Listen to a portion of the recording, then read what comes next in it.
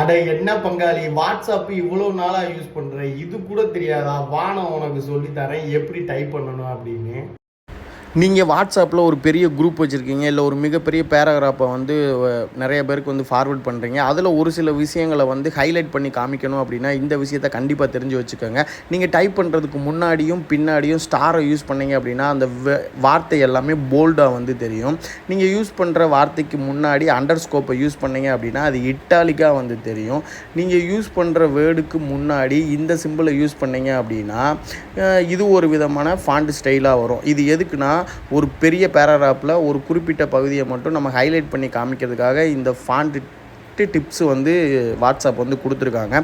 இது மட்டும் கிடையாது, வாட்ஸ்அப்பில் இருக்க புது அப்டேட் என்னென்னா ஆட்டோமேட்டிக் கால்குலேட்டர். நீங்கள் 100 + 50 = போட்டாலே போதும், அதுவே ஆட்டோமேட்டிக்காக ரிசல்ட்டை கொண்டு வந்துடும். இதுவே உங்களுக்கு இப்போ தான் தெரியும்னா நம்ம சேனலை ஃபாலோ பண்ணிடுங்க.